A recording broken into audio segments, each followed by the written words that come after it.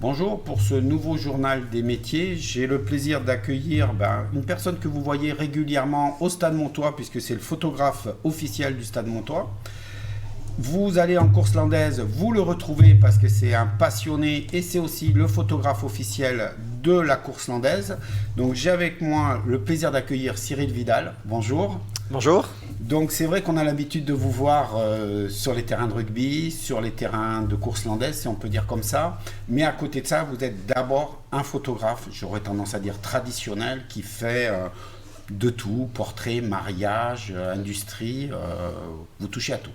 Exactement, depuis que je suis installé en 1999, donc 21 ans. Et voilà, je photographie à la fois pour les particuliers et pour la communication des professionnels.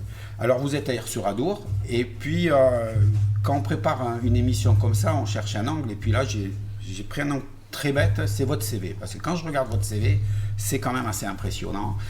On commence donc, comme vous dites, en 1999, vous démarrez, et déjà vous êtes sélectionné en équipe de France, vous avez été à la Coupe du Monde, vous faites 7e. Qu'est-ce que c'est une équipe de France de photographie? Comment ça fonctionne? Parce que ça m'a intrigué. Oui, c'est un bien grand mot en fait. L'équipe de France, ce sont des images qui sont sélectionnées dans différentes catégories, donc auprès de plusieurs photographes. Et donc les meilleures images de chaque catégorie sont réunies chaque année pour constituer l'équipe de France. Voilà. Bon, ça fait parler, mais après, c'est pas peut-être... C'est plaisir. Voilà, exactement. Après, en 2006 et 2011, vous obtenez la qualification européenne. Donc ça, je présume que c'est un label. Comment ça fonctionne? Voilà, on appelle ça un QEP. Il y a différentes catégories. Les photographes doivent présenter 12 photos par catégorie. Il n'y a pas vraiment un sujet imposé.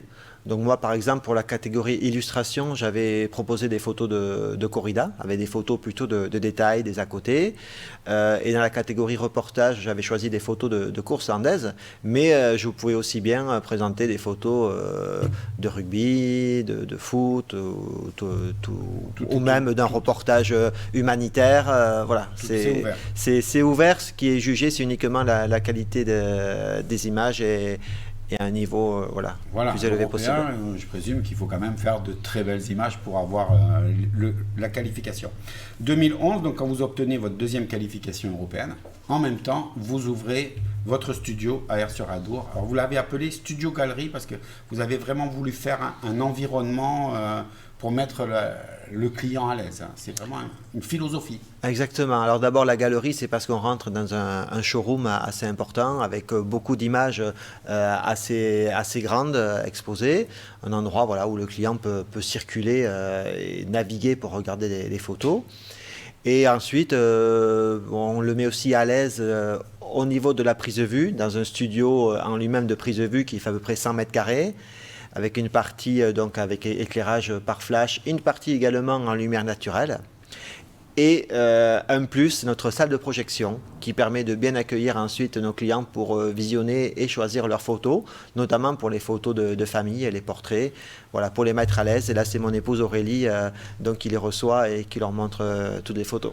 Oui, parce que c'est vraiment quelque chose qui vous tient à cœur. Le portrait, la retransmission d'une famille, ça, c'est vraiment votre cœur de métier et votre passion. Oui, j'aime beaucoup déjà photographier les gens. J'aime beaucoup partager ces moments avec les familles, peut-être aussi parce que moi je suis très proche de ma famille et que j'espère à travers mes images qu'ils garderont un souvenir pour toujours. Après, 2013-2014, vous continuez, vous êtes médaille d'or de la photographie française. Donc on voit quand même que vous êtes un homme de concours. Mais ça permet de mettre en avant mon travail et surtout mes clients sont contents de voir que leur photographe reçoit des prix. Donc les médailles de la photographie française, c'est chaque année un concours qui est ouvert dans différentes catégories. J'aime bien participer. Voilà. Puis je pense que pour les clients, vous prenez des photos de clients ou vous faites des photos spécialement pour ces occasions-là? Non, ce sont vraiment des photos des clients de ma production. Mis à part pour le concours de meilleur ouvrier de France, où là vraiment il y avait un sujet très précis pour chaque image. Sinon, je ne suis pas un photographe qui va faire l'image pour le concours. Voilà, c'est vraiment ma production.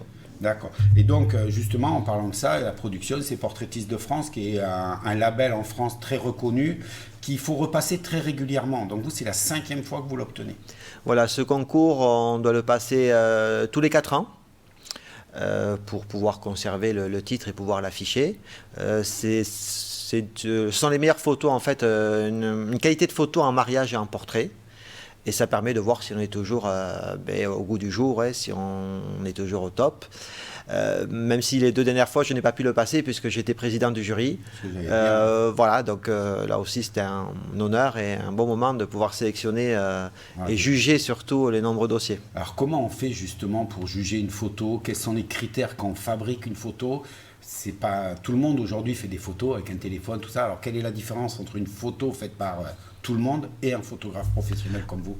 Alors il y a vraiment des critères bien précis, notamment la composition, la lumière, la gestuelle, mais aussi la qualité du tirage, puisque on juge sur tirage et non pas sur écran, parce qu'on veut juger ce que l'on va livrer à un client. Voilà, donc c'est vraiment, et puis aussi le côté moderne, le côté actuel, parce qu'on veut que tous les critères soient appliqués, mais également qu'on ait une image qui soit actuelle, qui ne soit pas trop démodée. Donc tous ces critères font que l'on va donner une note et qui donne un classement. Donc on ne peut pas s'endormir, on ne peut pas rester sur ses lauriers, on est obligé en permanence de se remettre en cause. Tout à fait, et puis c'est quand même beaucoup plus motivant.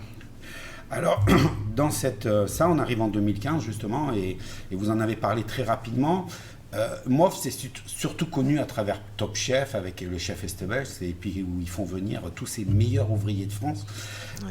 C'est quand même quelque chose d'être meilleur ouvrier de France. Vous l'êtes. Vous avez commencé en 2015 et vous êtes devenu meilleur ouvrier de France de photo d'art. Alors, oui. Qu'est-ce que c'est? Pourquoi c'est si difficile d'être photographe MOF? Tout simplement parce que déjà, par rapport au sujet, il y a des difficultés bien précises par sujet qu'il faut arriver à résoudre sans les détourner. Et tout en essayant de trouver la solution à chaque problème, il faut faire une image qui, en plus de ça, soit artistiquement donc de niveau supérieur, puisque le niveau assez haut, il faut avoir 17 de moyenne sur l'ensemble des images pour pouvoir avoir le titre. Donc voilà, ça a toujours été vraiment un niveau assez élevé. Et là, ça demande vraiment de la préparation, des photos spécifiques. Alors, on va montrer une image, on va voir si la régie arrive à nous suivre avec la pluie, parce que je me souviens qu'on s'était vu une fois, on en avait discuté, oui. Et cette image qui a l'air simple, prise comme ça, un moment en sortant de chez soi, ça a été tout un travail. Je me souviens, vous m'aviez raconté, c'était oui. Quelque chose. Tout à fait. En fait, le sujet, c'était de photographier un paysage sous la pluie. Donc sous la pluie, ça veut dire vraiment que l'on voit la pluie. Sauf que déjà, photographier un paysage, on ne peut pas photographier n'importe quel paysage. Il faut déjà que le paysage soit agréable, soit beau, qu'on puisse avoir une belle composition. Or, on peut trouver le paysage, mais ce n'est pas pour autant que l'on va avoir la pluie et que l'on va avoir la lumière qui permet de faire ressortir la pluie. Donc, pour pouvoir maîtriser ces différents éléments, j'ai choisi de faire la photo de nuit. Comme ça, je pouvais, moi, apporter la lumière à la lumière existante déjà et pouvoir justement faire ressortir davantage la pluie. Donc, j'ai apporté, donc c'était une photo qui a été prise à la cale de l'Abreuvoir à Mont-de-Marsan. J'ai rajouté, en plus de la lumière artificielle existante dans la ville, j'ai rajouté donc des guirlandes pour que les pavés soient bien brillants.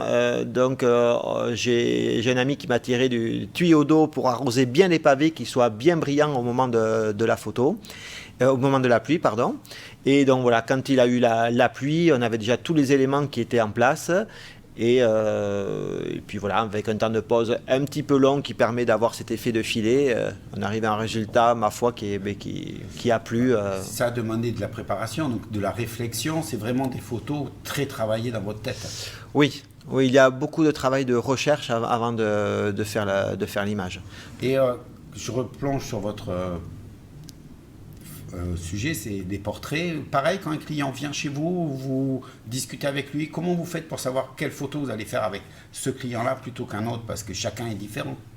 Alors, déjà, on fait des choses plus ou moins différentes en fonction aussi des familles qui sont là, de l'âge des enfants. voilà, déjà ça met des fois certaines barrières, hein, puisqu'on ne peut pas faire avec un petit d'1 an, on ne peut pas lui imposer les mêmes choses qu'avec un enfant de 4-5 ans qui va davantage écouter. Ensuite, on discute des tenues. Donc les tenues vont amener un style, des accessoires qu'ils pourraient amener par rapport à leurs loisirs, par rapport à la profession des parents. Voilà, on essaie d'échanger pour faire des choses... des choses dialogue au départ pour exactement. À créer l'ambiance même avant même de commencer la séance. Et là, c'est pareil, juste pour les gens qui, en nous écoutant et tout d'un coup envie, c'est sur rendez-vous, je présume. Voilà, c'est sur rendez-vous. Ce sont mes collègues, donc Hélène et Aurore, donc, qui échangent avec le client avant le rendez-vous, qui leur donnent toutes les indications par rapport aux tenues, comment préparer la séance. Et nous faisons donc les portraits de famille. Nous, le mercredi et le samedi sont les journées vraiment qui leur sont dédiées. Alors, on pourrait croire qu'une fois qu'on a fait tout ça, se dire, bon ben là c'est bon, j'ai réussi, je suis MOF, je suis dans les meilleurs de France, je vais m'arrêter là. Et vous, non. Vous allez continuer. En devenant une deuxième fois MOF, ça s'était jamais fait. Vous êtes le seul en France à avoir été chercher MOF en photographie industrielle. Alors pourquoi cette démarche et pourquoi photographie industrielle? Alors déjà au début, il n'y avait qu'une seule catégorie qui regroupait toutes les photos que vous pouvez faire un photographe. Et puis comme les photographes sont de plus en plus spécialisés, ils ont décidé de scinder en deux. Sauf que quand je me suis mis en tête de devenir meilleur ouvrier de France, c'était en 97, lors d'un stage que j'ai fait avec Claude Fougerolles, qui est meilleur ouvrier de France. Et je me suis dit, voilà, je veux vraiment pouvoir prétendre à savoir faire le maximum d'images, à pouvoir répondre à tout type de demandes de mes clients. Et c'est la raison pour laquelle je me suis inscrit une seconde fois pour avoir ce deuxième titre. Et que vous l'avez eu, parce que voilà. C'est quand même... S'inscrire, c'est bien, mais l'avoir... Et donc aujourd'hui, on peut regarder les images pour voir la qualité. C'est vraiment très spécifique. Donc là, vous cherchez une clientèle. C'est quelque chose que vous voulez proposer aux industries aussi? C'est une manière d'aller chercher d'autres clients? Voilà, en fait, c'est déjà venu avec mon premier titre de meilleur ouvrier de France en photographie d'art, qui m'a mené beaucoup de travail avec les entreprises. Et c'est quelque chose que j'ai voulu développer parce que j'aime à travers mes images pouvoir les aider à communiquer et à pouvoir faire évoluer leur site internet, leurs plaquettes.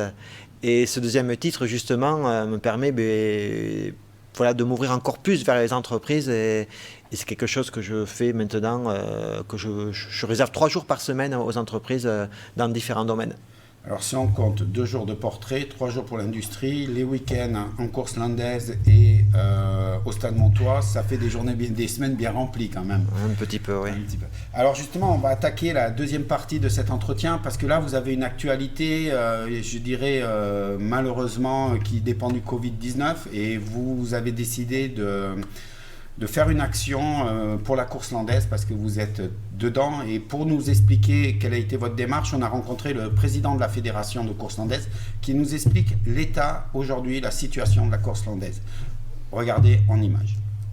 Puisqu'effectivement, il y a quasiment plus de spectacles depuis le 15 mars. Donc les ganaderos ont leur charge fixe, l'alimentation des animaux, la prophylaxie, les soins vétérinaires qui sont apportés, plus tout ce que l'on fait dans un élevage, dans une ganaderie tout au long de l'année. Et aujourd'hui, ils ont quasiment plus de rentrée financière, puisque les seules rentrées financières dont ils disposent, c'est les spectacles qu'ils font de mars à septembre. C'est une année quasiment blanche, puisque le nombre de spectacles va être vraiment très très réduit. On ne sera même pas à 5% des spectacles habituels, puisque sur une année normale, il y a 575 spectacles en moyenne pour la fédération de course landaise.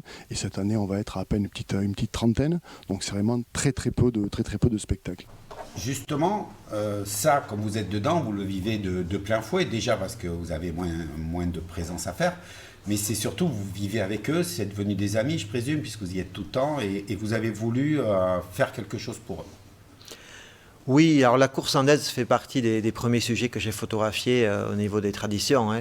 C'est plus une passion hein, que je ne vis pas avec les photos de course landaise, mais je me dois, à travers mes images, d'apporter un soutien à toutes les traditions des Landes et de la région.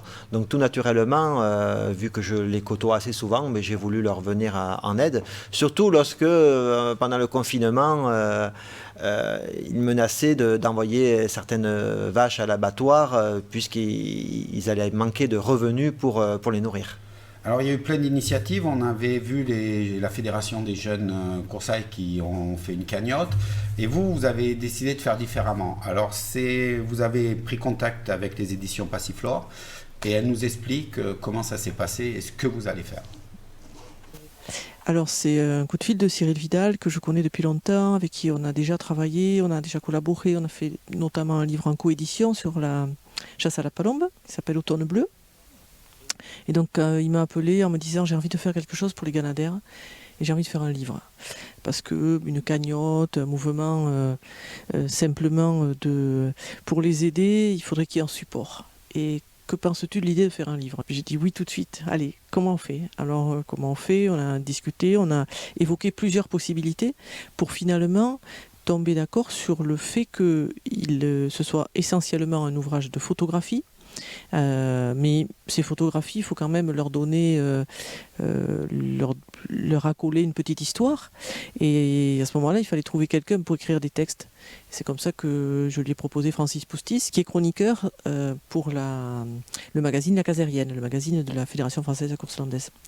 Voilà, donc j'ai téléphoné à Francis, qui m'a dit lui aussi banco tout de suite. Donc après, ben voilà, Francis, Cyril, ils se connaissaient et je pense que le trio marche pas trop mal. Mais ma participation, c'est de présenter chaque Ganaderia. Donc je me suis aperçu que chaque Ganaderia a bien sûr sa personnalité bien particulière. Ce sont des histoires. De belles histoires, des histoires de passion, des histoires d'amour pour les animaux, pour ces vaches et pour la course landaise.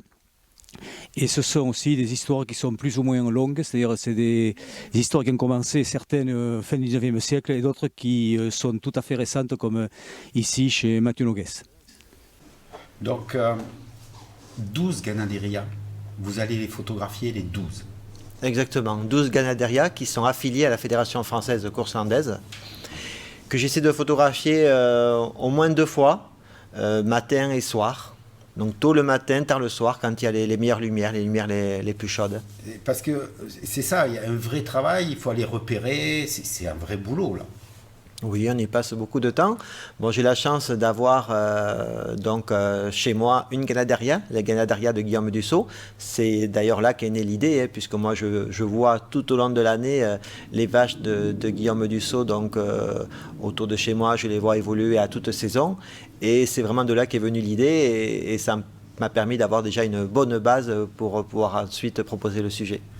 Alors vous allez faire le tour et là il y a un moment économique puisque le but c'est de rentrer de l'argent et quand vous avez étudié on s'est bien rendu compte qu'il fallait faire attention donc vous avez décidé de le faire d'une manière un peu particulière, c'est-à-dire qu'on ne va pas le trouver partout le livre, il faut le commander. Donc ça c'est vraiment important de commander le livre. Exactement, puisque l'idée c'est de pouvoir arriver à donner 10 € par livre vendu, 20 €, donc donner 10 € aux éleveurs. Donc pour cela, ça doit être uniquement sur commande. Donc les personnes qui commanderont le livre uniquement pourront l'avoir. Voilà, on souhaite vraiment arriver à redonner un maximum de bénéfices. L'objectif, le minimum, ça serait de vendre 1200 livres pour pouvoir reverser 12 000 € aux éleveurs, mais j'espère qu'il y en aura beaucoup plus. Donc il va falloir que tout le monde soit derrière cette opération parce que 1200 c'est le minimum. Plus on en vendra, plus... Donc pour l'avoir, il faut prendre contact avec vous à votre studio. Alors voilà, alors déjà on a créé une page Facebook, Ganadaires Landais 2020, où nous mettons donc des informations pratiquement tous les jours, où vous pouvez trouver le bon de souscription. Vous pouvez vous adresser à la Fédération française de course landaise, aux éditions Passiflore ou à notre studio, le studio Cyril Vidal à Aire-sur-Adour. Voilà, et ensuite donc c'est vrai que je compte vraiment sur tous les passionnés, tous les coursaires, mais également les écarteurs, les clubs taurins, les entreprises. Il y a déjà des entreprises qui ont fait des commandes pour offrir en fin d'année, puisque le livre peut être commandé jusqu'à fin septembre pour une sortie début novembre, donc ce qui sera idéal pour les fêtes de fin d'année. Alors on a été vous voir travailler, faire ces prises de vue justement parce que c'est pas non plus évident et on en a profité pour demander à Mathieu Noguès, chez qui on était, qu'est-ce qu'il en pensait de cette initiative. C'est un soutien énorme, voilà, c'est un soutien où où on sent qu'on a du monde derrière et qu'on se dit, ben voilà, je fais pas ça pour rien, je travaille pas pour rien, je soigne pas mes bêtes toute cette année compliquée où elles vont pas sortir, juste pour rien. On sait qu'il y a des gens derrière qui sont passionnés, qui nous remontent le moral aussi en nous disant qu'ils sont là pour nous et pour la course landaise. Donc voilà, je pense que c'est une super initiative. Donc voilà, c'est apprécié, on sent qu'ils sont en difficulté. Les mots qu'il utilise montrent qu'ils ne doivent pas rigoler tous les jours, comme on dit. Ah, c'est pas simple, même s'il y a plusieurs initiatives donc, qui ont vu le jour, mais c'est vraiment compliqué. Le nombre de spectacles a diminué, donc... Ouais, il faut vraiment les soutenir. Exactement. C'est une vraie action solidaire. Alors, on va quand même revenir à Cyril Vidal. On en a profité pour vous regarder travailler, pour que vous nous expliquiez un peu comment ça travaille. Et là, on va s'apercevoir que c'est quand même quelque chose, un photographe qui travaille. C'est pas si simple que ça. Regardez en image ce que ça donne. Donc les meilleures lumières sont celles soit du matin très tôt ou du soir très tard. C'est là qu'on a les lumières les plus chaudes, les plus intéressantes. Et sinon, en fait, quand la lumière est au zénith, on manque de contraste et les couleurs sont moins belles, moins saturées. Donc voilà, j'essaie d'aller dans tous les élevages à ces horaires-là et puis surtout en plus comme ce soir là on peut avoir des ciels orageux qui sont magnifiques et qu'on en a rarement en pleine journée, surtout l'été. Alors souvent je pars avec deux appareils différents, un 300 mais avec un doubleur qui permet vraiment de photographier les vaches le plus loin possible pour d'une part qu'elles me laissent qu'elles vivent, qu'elles ne fassent pas attention à moi, aussi pour les élevages où les vaches sont un peu plus sauvages. Ensuite, je pars avec un 70-200 qui permet d'avoir une gamme d'objectifs pour faire à la fois du gros plan et des vues un peu plus ensemble. Et ensuite, comme aujourd'hui chez Mathieu Noguès, où on peut vraiment approcher les vaches, là je pars carrément avec un objectif 24-70 qui permet de faire des plans larges tout en étant proche des vaches. Voilà, mais ça dépend des élevages. Les appareils photo, ça a du poids, parce qu'un appareil photo, c'est pas léger, un appareil professionnel, c'est pas un téléphone. Ouais, c'est un peu lourd. J'avoue que si je pouvais avoir un objectif qui fasse un 24-600 mm, compact et léger, ça serait parfait. J'ai toujours peur de partir, de manquer de matériel, donc j'emporte peut-être un petit peu trop. Là, on voit qu'il y a ce qu'il faut. Voilà, puis aussi parce que j'essaie vraiment d'aller trouver des points de vue différents de ce que l'on peut voir au niveau des photos de vaches. Donc pour ça, j'ai besoin de pouvoir réagir assez rapidement en fonction du déplacement des vaches, puisque ce sont avant tout des bêtes sauvages et qui restent rarement au même endroit sans bouger pendant de longues minutes. Alors, vous nous avez fait un cadeau, parce que c'est vraiment gentil. On va voir une ou deux photos, peut-être qui seront dans le livre, en avant-première, pour qu'on voie, la journaliste a fait des images, mais vous, on voit bien que vous filmez, vous êtes concentré, qu'est-ce que ça donne? Allez, on regarde. Donc là, on voit l'attention, bien les prendre. Alors le cadrage, tout ça, on a l'impression que c'est simple, mais c'est pas si simple que ça. On essaie de trouver, par exemple, là, des premiers plans pour donner de la profondeur, pour donner aussi des éclats de lumière. Souvent à contre-jour, c'est là qu'on a les meilleures photos. Et puis, des fois, on se déplace même d'1 mètre ou deux, et puis ça change tout. Il faut faire attention à l'arrière-plan également, qui est très, très important. La différence de profondeur de champ. Et là, on va rester là parce que c'est vraiment ce que vous expliquiez, le côté orageux, les lumières. Là, on est en plein dedans. Là, vous nous en avez mis deux, celle-là où quand vous avez fait ça, c'est parti puisque la grêle est tombée même. Et là, on voit bien toutes les couleurs, tout le côté. Là, il faut avoir l'œil. On a eu une ambiance assez particulière chez Mathieu Noguès. On a eu une tempête de vent qui est arrivée très très rapidement et du coup des nuages présents, des vaches qui commençaient à s'affoler. Et là, il fallait vite réagir pour faire des images prenantes et je suis assez content de ces clichés. Et puis après, au bout d'une demi-heure, lorsque l'orage est parti, le soleil est à nouveau apparu. Et on a pu faire cette photo des vaches tombées de la nuit avec au fond le clocher de Moscardès. Et je ne sais pas si cette image sera dans le livre parce qu'on va faire une sélection vraiment très très sévère. Mais en tout cas, content d'avoir fait cette photo au moins pour le Ganader. Combien de photos on va retrouver dans ce livre? Vous avez une idée ou ça sera vraiment à l'instinct? Il y a un nombre de pages déjà qui a été calculé Alors le nombre de pages, oui, ce sera un livre de 96 pages et il y aura 4 à 6 photos, pleines pages par Ganadère, donc ça va faire à peu près 80 photos, mais on préfère avoir une sélection assez stricte pour pouvoir les mettre tout en grand et qu'elles soient le plus en valeur. Alors je rappelle, on arrive à la fin, que l'objectif c'est 1200 livres, c'est un minimum. Il faut savoir que par livre, il y aura 10 € de reversés. Et ça c'est très important que vous soyez derrière eux, que le travail de Cyril serve à quelque chose. Parce qu'on est dans l'artisanat, la qualité de l'artisanat français. Vous avez eu la chance d'avoir un meilleur ouvrier de France qui fait un livre, il faut en profiter. À très bientôt. Merci Cyril d'être venu nous voir. Merci beaucoup.